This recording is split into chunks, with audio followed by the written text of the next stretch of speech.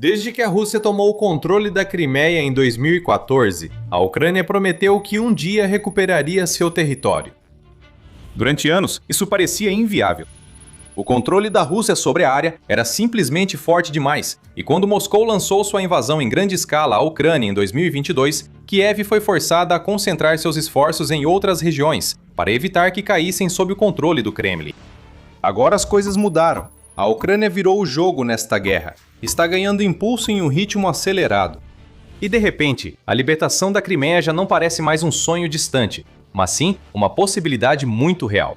Enquanto as forças ucranianas estão lentas, mas seguramente, cortando as conexões que ligam a região à Rússia, enfraquecendo o controle do Kremlin e potencialmente abrindo caminho para algo muito maior. Isso já vinha se desenhando há muito tempo. Já se passou mais de uma década desde que Vladimir Putin ordenou a anexação forçada da Crimeia. Ele argumentou que era o que o povo queria e que a Crimeia sempre foi e sempre deveria permanecer russa.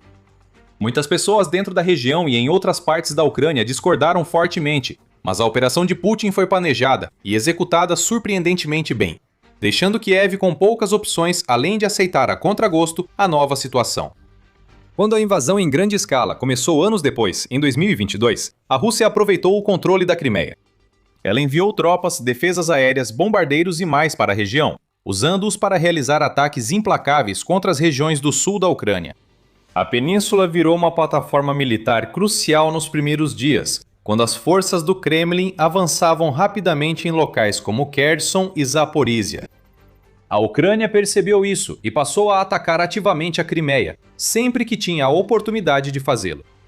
Observamos ataques à frota do Mar Negro em Sebastopol, Crimeia, e à ponte do Estreito de Kerch, que conecta a península ao território continental russo.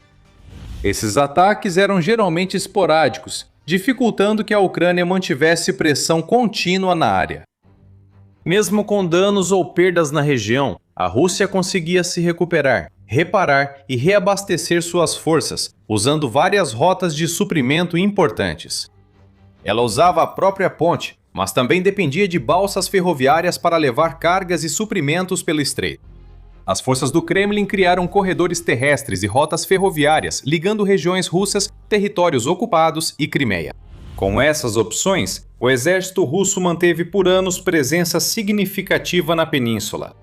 Mesmo com escassez de suprimentos ou ataques de drones e mísseis ucranianos, rapidamente traziam mais pessoal, munições e recursos para a região. Hoje, a situação é completamente diferente. Sobre a ponte, acredita-se que os comandantes russos agora hesitam em usá-la para mover tropas ou equipamentos militares. Isso ocorre porque a Ucrânia realizou vários ataques bem-sucedidos à estrutura ao longo dos anos, incluindo uma explosão massiva em outubro de 2022, que fez várias partes da estrada desabarem, outro conjunto de explosões em julho de 2023, uma tentativa de ataque com mísseis em agosto de 2023 e um ataque explosivo subaquático em junho de 2025. Apesar de não haver explosões ou incêndios recentes, a ponte segue quase sempre em alerta máximo, pois drones e mísseis ucranianos podem surgir e lançar partes da estrutura ao mar a qualquer momento. De fato, ainda em 16 de maio, o tráfego sobre a ponte precisou ser suspenso por razões de segurança por um período de 11 horas, antes que o serviço normal fosse retomado. O fechamento causou longos atrasos para uma dúzia de trens, e esse tipo de situação tem acontecido com bastante frequência atualmente. A ponte frequentemente precisa suspender temporariamente as operações sempre que drones ou mísseis ucranianos são vistos nos céus da Crimeia ou em suas proximidades. Sem a ponte, a Rússia ainda usava várias balsas ferroviárias para transportar pessoas e mercadorias pelo Estreito de Kerch. Então, a Ucrânia passou a destruí-las uma a uma. E no início de abril deste ano, a última balsa, codinome Slaviani, foi inutilizada. A Agência de Inteligência Militar da Ucrânia, a GUIR, divulgou imagens do ataque, mostrando chamas e fumaça saindo da embarcação. Na mesma noite, as forças de Kiev também atacaram o porto russo de Kavkaz, localizado na região de Krasnodar Krai, enviando uma mensagem clara ao inimigo de que o fluxo de suprimentos militares pelo Estreito de Kerch não seria mais permitido. Sem poder usar nem a ponte, nem a via marítima, as forças russas ficaram com apenas uma opção restante: A única maneira de levar suprimentos do continente para a Crimeia era através das regiões ocupadas, pela rodovia M14, também conhecida como Rodovia de Mariupol, para ser mais exato. Essa rodovia se estende pelo sul da Ucrânia, ligando Odessa no oeste até a fronteira da região de Donetsk e a fronteira russa no leste, passando pelas grandes cidades de Kherson e Mariupol ao longo do caminho. Como a Rússia domina boa parte de Donetsk, assumiu o controle da rodovia e a utiliza para seus interesses. Ela podia enviar tanques, veículos de combate de infantaria e transportes de tropas pela M14, passando por Mariupol ocupada e seguindo adiante, eventualmente saindo da rodovia e indo para o sul, atravessando a fronteira regional até a Crimeia. Durante anos, isso funcionou. A rodovia era constantemente usada por veículos russos, soldados e suprimentos rumo à península. A Ucrânia pouco podia fazer, pois a estrada estava longe da linha de frente e bem defendida. Os drones da Ucrânia não alcançavam a rodovia regularmente, e as forças precisavam priorizar outros locais e alvos mais importantes. Mas em 2026, a história é bem diferente. Agora, a Ucrânia não só aprendeu, mas dominou a arte da guerra com drones. Ela possui veículos aéreos não tripulados, VANTs, maiores, melhores e mais impactantes do que nunca, com capacidade de viajar mais longe e atingir com mais força do que seus predecessores mais primitivos. A Ucrânia está usando esses drones com grande efeito, tornando a M14 um verdadeiro inferno para os russos. Tudo isso aconteceu incrivelmente rápido. No dia 11 de maio, os blogueiros militares e propagandistas russos de repente começaram a dar o alarme, compartilhando relatos de que drones ucranianos finalmente haviam sido avistados ao longo da rodovia e agora eram capazes de percorrer de 160 a 200 quilômetros, ou de 100 a 124 milhas, necessários para cruzar as linhas de frente e alcançar essa artéria vital da rede de suprimentos do Kremlin. Nos dias seguintes, os blogueiros passaram a compartilhar vídeos e imagens de veículos queimados e incêndios na rodovia, resultado dos ataques de VANTs ucranianos na região. Um desses blogueiros, Alexei Zhivov, chamou os ataques de um sinal extremamente alarmante, antes de continuar dizendo: "O inimigo alcançou a principal rota logística usando drones de longo alcance com tecnologia Starlink, atingindo alvos distantes da linha de frente." Outro blogueiro, Vladimir Romanov, afirmou que o trecho Mariupol-Budiansk da estrada deixou de ser uma via de retaguarda, sugerindo que a rodovia estava ficando mais perigosa ao mostrar imagens de um caminhão-tanque em chamas ao lado da estrada. A Ucrânia também divulgou relatos e imagens de ataques bem-sucedidos de drones na região. Para ser mais preciso, a Brigada Azov escreveu no Telegram que os drones ucranianos agora eram capazes de patrulhar estradas e atingir alvos a até 160 quilômetros atrás das linhas de combate, emitindo um sério aviso aos inimigos na região. O primeiro corpo da base naval de Azov continua criando uma zona sanitária para a logística russa. A profundidade dos ataques vai aumentar, e a Ucrânia cumpriu sua promessa. Nos dias que se seguiram ao surgimento desses relatos iniciais, a M14 se tornou um dos locais mais perigosos em todos os territórios ocupados para soldados russos e veículos militares. Nenhum lugar é seguro, pois os drones ucranianos nunca estão longe. Armados com explosivos capazes de destruir tanques e veículos de infantaria, esses drones kamikaze eliminam facilmente caminhões e veículos de transporte de pessoal. A rodovia parece cada vez mais uma zona de morte na linha de frente do que uma rota de abastecimento segura, com o blogueiro russo Maxim Kalashnikov comparando-a aos campos de batalha do Afeganistão. A rota terrestre para a Crimeia lembra cada vez mais as estradas do Afeganistão na década de 1980. Os restos de veículos destruídos estão espalhados às margens das estradas. O inimigo interrompe o abastecimento com drones. Isso é uma notícia realmente ruim para a Rússia, e só vai piorar. Antes de explicarmos como e porquê, se esse é o tipo de análise que você quer ver mais, certifique-se de se inscrever no The Military Show. Nós explicamos tudo assim toda semana. Os comandantes ucranianos entenderam que a M14 e vias próximas são as únicas rotas de suprimento da Rússia para a Crimeia e querem cortar essas linhas de abastecimento a qualquer custo. Moradores relatam que a rodovia de Mariupol está em chamas, impossibilitando a passagem segura de equipamentos militares. Blogueiros e comandantes militares russos alertaram, pedindo defesas mais fortes e novas medidas contra drones na região, como redes de camuflagem para cobrir a estrada e proteger os veículos. Até o momento, não há sinais de instalação de redes ou proteções contra drones. O principal fato recente do lado russo foi em 21 de maio, quando o governador de Kherson, Vladimir Saldo, decretou restrição temporária para veículos de carga em parte da rodovia Novorossia, chamada pela Rússia de Rodovia da Nova Rússia. Saldo observou, no entanto, que veículos militares ainda estão autorizados a trafegar por essa rota, assim como caminhões transportando outros bens essenciais. A decisão gerou confusão, e um blogueiro ligado ao Kremlin afirmou que isso facilitará ainda mais para operadores de drones da Ucrânia atingirem alvos militares na rodovia, pois não precisarão diferenciar entre veículos militares e civis.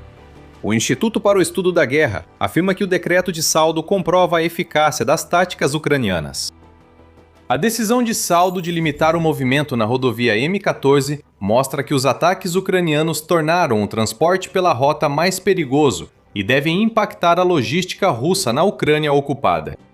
Com menos veículos na estrada, não são só os soldados na Crimeia que podem sofrer, mas também os civis da região. De fato, já chegamos a um ponto em que a Rússia foi forçada a introduzir um sistema de racionamento de combustível para carros na cidade portuária de Sevastopol. Em 23 de maio, agências de notícias informaram que o governador Mikhail Razvozaev afirmou que, por desafios logísticos não detalhados, as vendas de combustível na maior cidade da Crimeia foram limitadas a 20%, 20 litros ou 5,3 galões por veículo, até que a situação melhore. Por sua vez, o clima e o moral em toda a península continuarão a despencar, e se a Ucrânia conseguir manter essa intensidade, em breve pode se tornar totalmente inviável e insustentável para a Rússia continuar dependendo da M14. Se isso ocorrer, o Kremlin ficará sem opções seguras para enviar suprimentos à Crimeia. Depois disso, a Ucrânia só precisa eliminar os soldados russos restantes e instalações militares na região, sem ter de se preocupar com a reposição de meios danificados ou destruídos. Isso já está acontecendo. Relatório do veículo ucraniano Noviny Live revela que forças de defesa ucranianas atacam sistemas de defesa aérea em toda a Crimeia, com intensidade e regularidade aumentadas nos últimos dias, forçando o inimigo a realocar os poucos sistemas que ainda lhe restam. Dmytro Pletnyuk, porta-voz da Marinha Ucraniana, confirmou que as forças do país estão mirando nos radares e lançadores de mísseis russos. E houve inúmeros relatos no último ano, em especial, de ativos importantes de defesa aérea sendo danificados ou destruídos, incluindo sistemas como S-300 e S-400 e radares Nebo.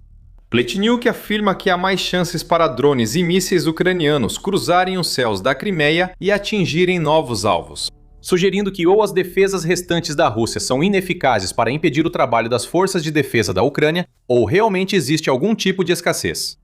Ele destacou que, devido a ataques e pressão sobre a frota do Mar Negro do Kremlin, a Rússia não envia navios de forma eficaz. No momento, não há unidade no mar. Isso significa que as forças do Kremlin nem sequer podem contar com navios de guerra e cruzadores de mísseis para ajudar a proteger suas terras roubadas na Crimeia.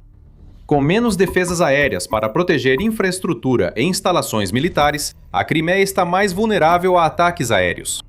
Isso foi confirmado pelo especialista ucraniano em aviação Anatoly Krupczynski, em uma entrevista à rádio NV no dia 19 de maio.